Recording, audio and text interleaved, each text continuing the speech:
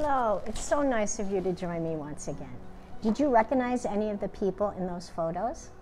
These days, it's sometimes hard to recognize people because they're all wearing masks. But if you look closely, you can see their wonderful eyes, and that will give you a clue to who it is. You can also sometimes, if you look very closely, just look at their eyes and you can tell they're smiling, like the people in those photos. So the pictures I showed you were actually portraits.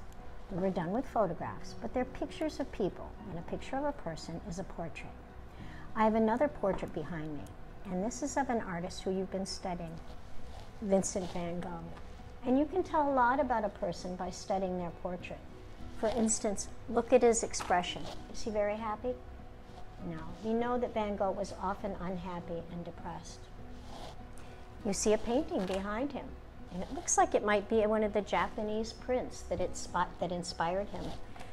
The other thing you see is the bandage over his injured ear, and we found out about that last week. So anyway, today I am going to ask you to make a very special portrait, and that's a picture of yourself, a self-portrait, because do you know what? I haven't seen many of you since March.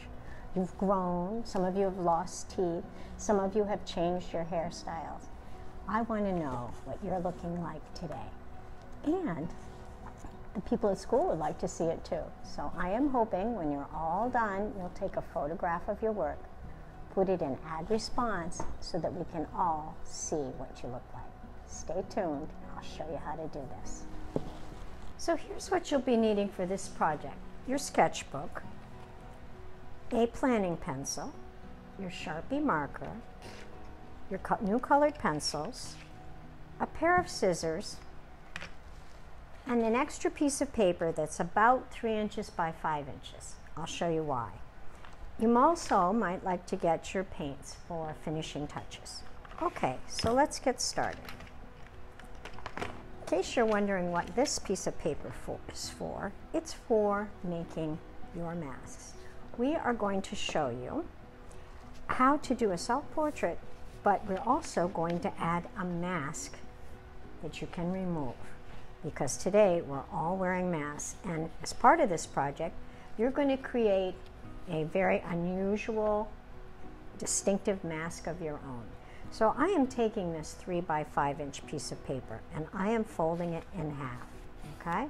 Now my hand is on the fold line here. I am just going to sketch half a mask on here. I will put a curve from this corner, well, a little bit down from that corner to here, a nice curve. Now from up here, where the nose goes up, I will bring a curve down to there. And I'm going to take my scissors. I'm going to cut this out, and of course throw my scraps in the trash. And when I open it up, I have a mask, okay? And I'm going to use that mask to help me start my portrait. I'm not gluing this down. I am just holding it to get me started. Now I have very lightly sketched in some shapes here.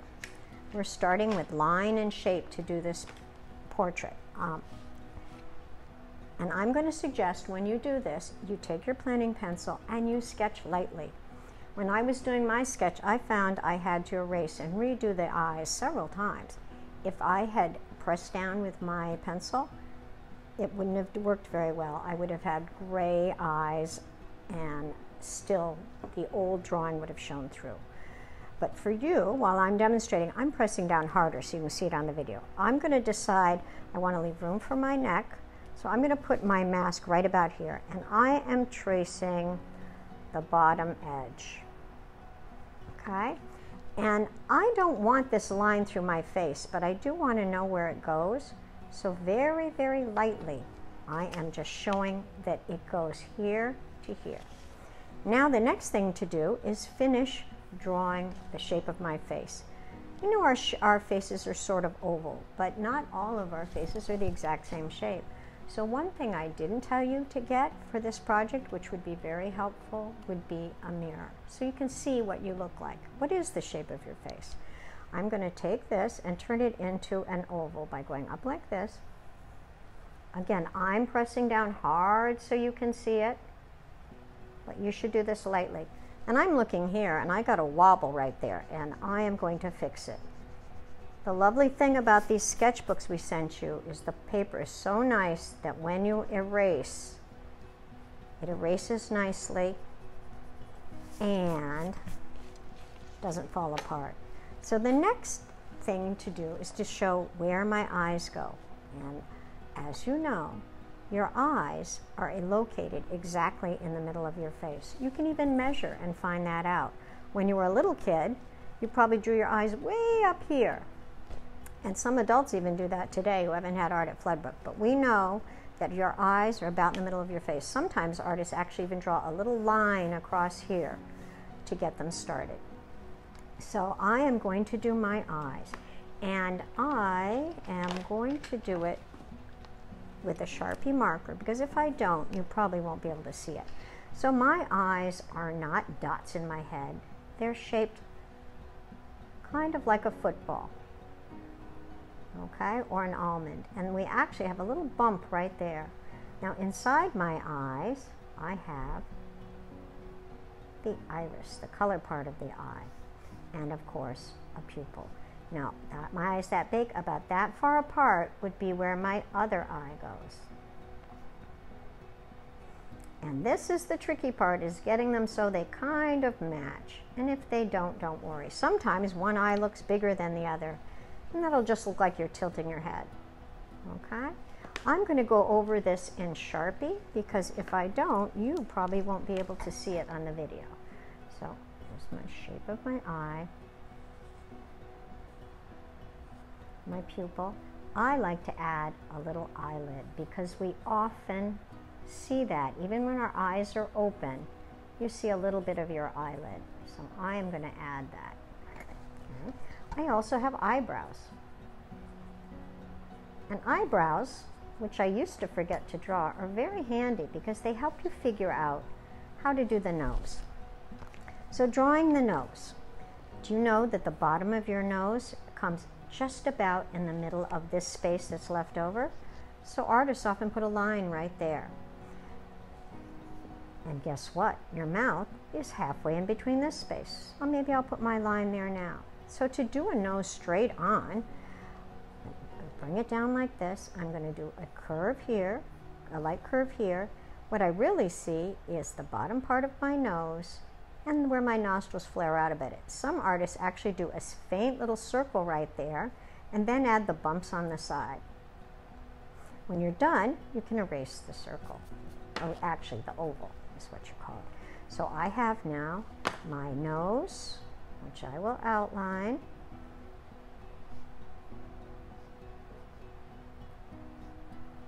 And now I need to do my mouth. It is much easier to do a mouth if you start with the line right through the middle and then do the top lip and the bottom lip. And look closely at the mirror because our lips are different. I'm going to go back over this to make my nose look as dark as the rest. Okay. And now I'm going to go over that oval for my face since I know I'm liking it. Now I have ears, and a lot of us are using those ears to hold up our mask. When you were little, you probably made your ears little bumps right here, but measure your ears. Hold your hand up to your eyes. Where do they start? Up, right almost by your eyes. And where do they end? Way down to below your nose. So I'm going to make it way bigger than I thought. Down to here, down to here. And today I'm wearing earrings, so I'm going to add those. Okay, and the next thing I need is a neck. I don't want my face to look like it's floating in space. Feel your neck. Your neck comes out way further than you think, okay? Right out to here. When I was little, I drew my necks about this big, but I don't have a popsicle stick neck. I have a neck that will hold up my whole head. It's just a nice curve that can go right off the page. Okay, looking pretty good. That pupil needs to be bigger. Now I have to go to look in the mirror and look at my hair. So my hair, I have some hair that goes like this. Often I have my hair up in a bun, but lots of times I have hair escaping. So you see I can add a little bit of hair on top of that oval to make it fuller, and that works pretty well. Okay, so as you can see me like that. When I have my mask on, that's what you'll be seeing. We're not putting the mask on now. We will do that later. Okay, you have your basic part of this done. What is your shirt going to be like? I often wear scarves, so I will put my scarf up there at my neck. Maybe a pretty part hanging out here. I'm not liking that line. Ooh, I hope I didn't mess up. I will just fix it up as I go along. I think maybe I'll add some paint later, and no one will know I wasn't happy with it to start. So how are we going to color this in? Well, let's start with the eyes. Look at your eye color. Some of us have all one color eye, but sometimes it's a little mixed. I have brown eyes. And if you look closely, you will notice the color part of your eye comes out like this, almost like rays. And sometimes you can add a little bit of other color mixed in. I know I don't have orange in my eyes, but I want that brown to be better. You know what I think I need is a little black. That's what I need, right around the edge. And I forgot to leave one part undone. If you leave one part without color, it looks like the light is shining, reflecting off your eye. That's sort of a fun thing to try. You can decide if you want to do that or not. I'm going to go back and do this part darker, and maybe it'll look like a reflection of my eye. So for face colors, since we don't have a face color in our set, you have the option of going to find a face color in your art supplies, or you can make it. We're going to solve the problem. If you have brown skin, you are all set. But if your skin is a color like mine, you might need a pink, maybe a little white, and some orange. And if you color lightly, you can blend them beautifully. So I'm going to start by coloring some of the pink on. Now you notice I'm using my pencil on the side. That it does two things. It spreads more color, it enables me to color lightly, and it also keeps the pencil sharp as I go along, following the curves of my face. So there's my pink face, but my face is not just pink. So I'm going to add a little orange on top, lightly. There's no, it'd be hard to take it off later. Let's go around.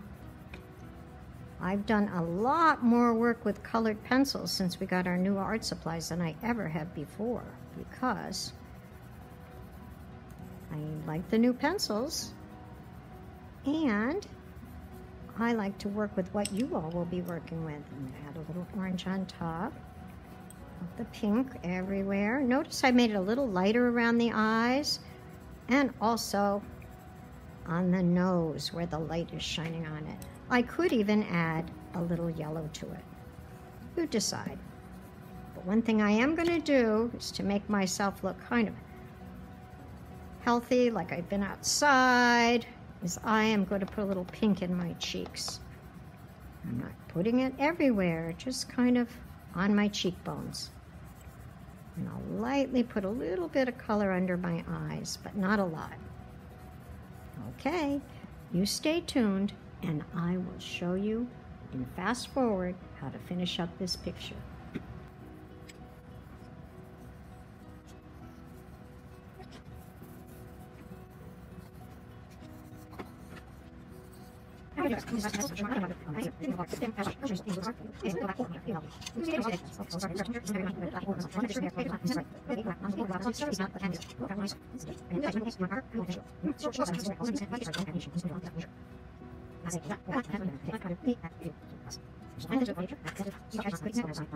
Well, I'm back again because I just realized I forgot to tell you the final part of this project. That piece of paper that you folded and cut, you are going to take it, decorate it with markers or pencil to make your own creative mask, and when you send your picture, you're going to send me two. One with your mask and one without. And if you want, you can find a clever way to attach the mask to your picture. I like how it looks 3D. Another thing I realized, and I want you to look when you watch the video, you might watch it again, Somewhere in here I made a mistake. It has to do with numbers. See if you can find it. See you soon. Bye-bye.